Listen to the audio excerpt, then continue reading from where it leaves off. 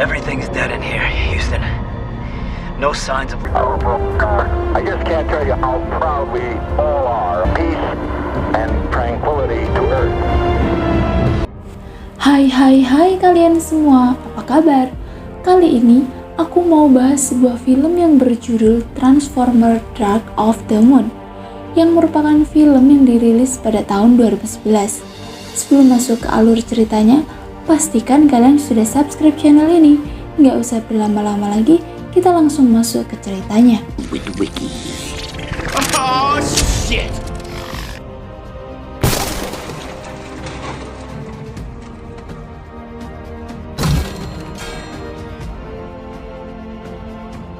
Seperti biasa, film pasti dibuka oleh Optimus Prime yang sedang mendongeng. Pada awalnya, Cybertron bertahan hidup dalam kecanggihan teknologi dan perdamaian. Namun, mereka berpecah menjadi dua kubu. Kubu Autobot yang menginginkan kebebasan, sedangkan kubu Decepticon menginginkan tirani perang. Perang pun terjadi. Autobot yang kalah jumlah terpaksa harus kalah di dalam peperangan. Pada akhir perang, seorang Autobot bernama Santino Prime mencoba melarikan diri dengan membawa The Ark yang diyakini dapat merubah nasib mereka. Akan tetapi, harapan mereka pupus karena rudal yang ditembakkan oleh Decepticon. Oke, kita pergi ke tahun 1961. Sebuah kecelakaan di bulan terdeteksi oleh NASA di bawah Rusia. Mungkin mengalahkan mereka untuk mencari tahu apa proyek tak dikenal ini. Presiden John F. Kennedy mendorong NASA untuk mendaratkan manusia di bulan. Di sana mereka menemukan sebuah kapal ruang angkasa berukuran raksasa. Mereka pun diam-diam menjelajahi pesawat tersebut dan pulang dengan membawa sampel beserta foto yang mereka ambil. Oke, kembali ke masa sekarang. Seperti kebanyakan fresh graduate, Sam yang sepertinya sedang galau karena belum mendapatkan pekerjaan. Sam yang hidupnya pengangguran nampaknya hidup menumpang dengan Spencer. Bahkan dia juga sudah tidak bersama Bumblebee. Orang tua Sam datang untuk menengok putra semata wayangnya. Namun, kehadiran mereka justru membuat Sam tidak nyaman. Bagaimana tidak, mereka terus saja membahas tentang Sam yang belum juga mendapatkan pekerjaan. Sementara itu, di sisi lain, Autobot masih bekerja dengan tim NES untuk melacak Decepticon yang masih berkeliaran, serta membantu menjalankan misi rahasia jika diperlukan. Suatu hari, Alexi Postcode melaporkan pada Lennox bahwa sesuatu yang aneh terjadi di sekitar lokasi bencana Channel B. Di dalam pabrik, mereka menemukan sumber energi yang berkekuatan tinggi, dan tanpa diduga, mereka menemukan Decepticon dan robot pengeboran raksasa yang masih aktif. Namun, tanpa pengetahuan mereka, Decepticon muncul. Adegan berganti. Sam terlihat masih berjuang mendapatkan pekerjaan. Satu persatu perusahaan didatanginya untuk proses wawancara. Namun, seperti pada kenyataannya, tanpa pengalaman kerja dan orang dalam perlu berjuang keras sampai benar-benar mendapatkan keberuntungannya. Setelah berkali-kali ditolak, akhirnya Sam mendapatkan pekerjaan di Equar System, sebuah perusahaan teknologi yang dijalankan oleh seorang pria bernama Bruce Brazos. Brazos menjelaskan bahwa satu-satunya posisi yang mereka rekrut adalah ruang surat perusahaan. Awalnya, Sam ragu akan posisi tersebut, tetapi Brazos meyakinkan bahwa itu adalah langkah pertama yang diperlukan menuju pekerjaan yang benar-benar dia inginkan. Scene berganti. Prime dan Autobot lainnya kembali ke markas NES. Sesampainya di sana, Optimus kelihatan sedang ngambek dan menuntut jawaban dari Menteri Pertahanan Merrin akan dianggap telah membohonginya. Namun, dengan tegas Merrin menjelaskan maksud dan tujuan sebenarnya. Dari penemuan pesawat ruang angkasa pada misi ke bulan pada tahun 1969 ingin menyelidiki lebih lanjut, Optimus terbang ke bulan untuk menjemput kawan. Di bulan mereka menemukan tubuh Sentinel Prime yang sudah melemah karena kehabisan energi. Tak hanya itu, mereka juga membawa pulang 5 pilar yang selama ini Sentinel coba untuk lindungi. Sementara itu, Sam yang sekarang lebih pede pergi mengunjungi Curly di tempat kerjanya. Di sana dia bertemu dengan bos Curly. Namun, sikap orang itu sangat menjengkelkan bagi Sam. Bahkan dia mengatakan bahwa sebenarnya dia adalah pemilik Accord System dan Sam diterima di sana karena rekomendasi dari Curly. Oke, kita terbang dulu ke Afrika. Rupanya Megatron CS selama ini bersembunyi. Megatron memberitahu bahwa sekarang sudah saatnya untuk kembali beraksi. Kembali ke Washington, tak lama setelahnya, Sam memulai pekerjaannya. Dia terus diikuti oleh rekan kerjanya yang bernama Jerry. Jerry memojokkan Sam untuk memperingati bahwa Autobot dalam bahaya. Setelah memberitahukan Sam akan hal tersebut, tak lama Jerry harus menghadapi mautnya karena serangan Decepticon. Hanya itu, beberapa saat kemudian Sam diserang oleh Laserbeak yang menyamar menjadi mesin fotokopi. Laserbeak membuat suasana kantor menjadi kacau. Untung, Sam berhasil melarikan diri dan pergi ke Departemen Kesehatan dan Layanan Kemanusiaan bersama Jerry. Yang tak lain adalah markas rahasia Nest. Di sana, para penjaga menahannya karena membawa Autobot kecil milik mereka. Namun, begitu Bumblebee datang atas panggilan Sam, petugas akhirnya memberikan akses masuk. Sam mencoba memberitahu Mary tentang kematian Jerry dan catatan yang dia berikan kepadanya. Mary menolak untuk mendengarkannya. Sementara itu, Prime yang kembali dengan membawa Sentinel Prime, Optimus menggunakan Matrix of Leadership untuk menghidupkan kembali Prime itu. Begitu siuman, Sentinel langsung menyerang Optimus. Untungnya, Optimus berhasil menenangkannya. Kemudian Sentinel menanyakan tentang keberadaan pilar yang ia bawa sebelumnya. Dia sangat terkejut saat mengetahui bahwa hanya tersisa 5 pilar yang berhasil dia lindungi. Dia juga dibuat kesal ketika Mary mengatakan bahwa 5 pilar tersebut bisa digunakan di bawah persetujuan mereka. Padahal, tanpa mereka ketahui bahwa jika pilar tersebut jatuh ke tangan Decepticon, maka bumi akan dalam bahaya. Saya mencoba berbicara dengan Mary dan menawarkan diri untuk bergabung dalam misi mengalahkan Decepticon. Namun, dengan angkuhnya, Mary menolak dan mereka kemudian dia meminta Bumblebee mengawal Sam pulang.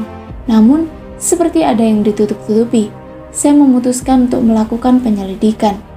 Keesokan harinya, Sam menelpon Seymour Simos yang kini telah menulis buku tentang eksploitasinya dan memperkerjakan Deke sebagai asistennya. Dengan berbekalkan catatan yang diberikan oleh almarhum Jerry, Sam mengajak Simos bekerja sama dalam misi yang sangat rahasia.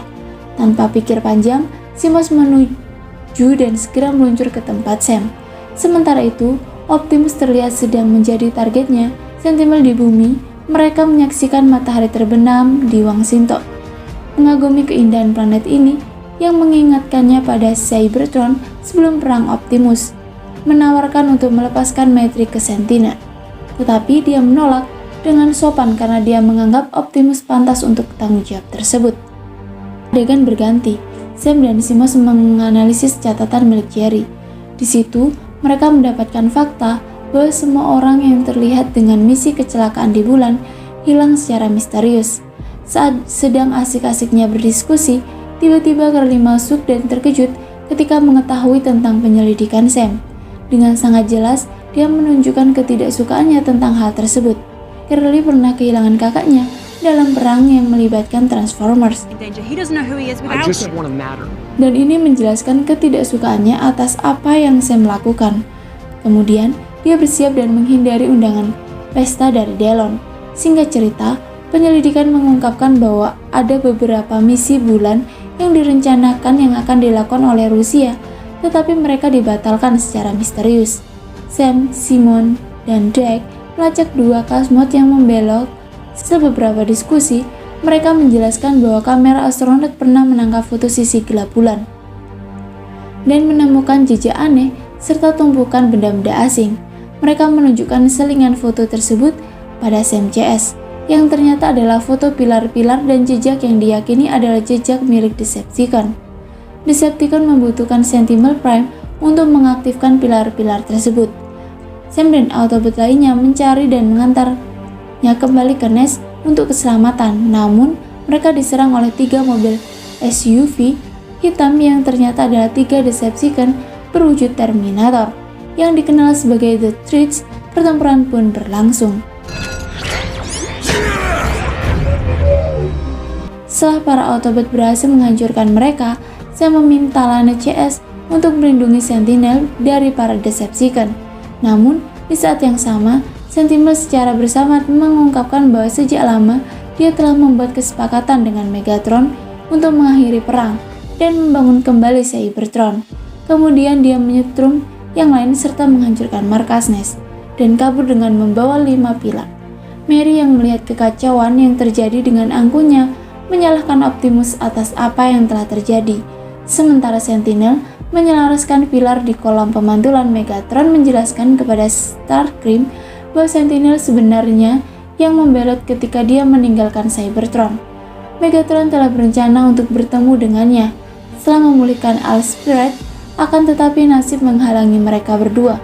Tak lama, Optimus dalam upaya untuk menghentikan Sentinel sudah keburu mengaktifkan jembatan ruang angkasa yang kemudian memicu jembatan di bulan juga aktif otomatis, membuat para Decepticon yang terkubur hidup kembali dan menyeberang ke bumi.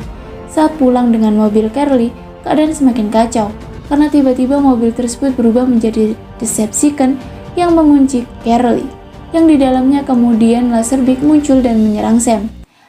Tak hanya itu, Dylan yang ternyata adalah sekutu Decepticon mengancam Sam agar mau menjadi informannya dalam upaya mengalahkan Optimus Prime. Di saat yang sama, jam tangannya berubah menjadi Decepticon dan berpindah ke tangan Sam. Singkat cerita, setelah Sentinel Prime berhasil mengendalikan keadaan, pemerintah setempat memerintahkan para Autobot untuk segera pindah dari bumi. Tanpa perlawanan, para Autobot menyetujuinya. Di saat para Autobot bersiap untuk pergi dengan pesawat, keesokan harinya Sentia lepas landas, namun rupanya Starscream telah menunggu dari atas langit. Dengan kecepatan tinggi, Sentia pun meluncur dan hancur menyisakan puing-puing kenangan dalam hati Sam. Penghancuran Autobot menyebabkan arloji Decepticon melepaskan dengan sendirinya. Setelah itu, Sam mendapatkan telepon dari Delon yang senang bahwa Autobot sekarang telah menyingkir.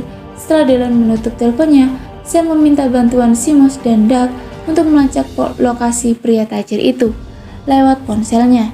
Selain itu, Sentinel Prime, Megatron, dan Starscream juga tiba di Chicago dan menguasai puncak sebuah gedung tempat Sentinel menanam pilar dengan bantuan Delon. Delon mengatakan pada Carly bahwa Decepticon berniat untuk membangun kembali Cybertron, pendambangan bumi untuk sumber daya dan menggunakan manusia sebagai tenaga kerja budak. Untuk melakukan ini, Decepticon telah menempatkan pilar di seluruh dunia untuk memanggil Cybertron dengan melalui jembatan ruang angkasa. Untungnya, Optimus Prime muncul dan menyelamatkan mereka. Kemudian Optimus mengungkapkan bahwa mereka diam-diam bersembunyi di salah satu roket pendorong yang terlepas dari Santiam dan jatuh ke laut sebelum sampai meledak. Autobot dan agen NEST yang segera bergabung dengan beberapa Navisers. Bersama-sama mereka bertarung melawan beberapa Decepticon yang menyerang. Selain itu, rupanya Sentinel sudah mulai mengaktifkan pilar utama yang otomatis terhubung pada pilar-pilar yang di seluruh dunia. Jembatan antar planet pun mulai terbuka dan planet Cybertron sudah mulai muncul di atmosfer bumi dan berhadapan langsung dengan Optimus. Mereka pun terlibat pada gelutan antara Prime sehingga pada satu titik Sentinel kewalahan dan mencoba memanggil bala bantuan. Bantuannya tak sebesar Autobot. Autobot lainnya bergabung dengan militer untuk membantu Optimus. Di sisi lain, Delon yang mencoba mengaktifkan kembali pilar utama harus berhadapan dengan Sam yang muncul untuk mencegahnya. Namun, Sam tak selincah Delon dalam upaya mencegah mengaktifkan pilar utama kembali aktif yang secara otomatis membangun kembali jembatan antar planet. Sementara itu, Carly yang berlindung di balik puing-puing tak sengaja melihat Megatron yang sedang tepar itu, kemudian mencoba memprovokasi Megatron.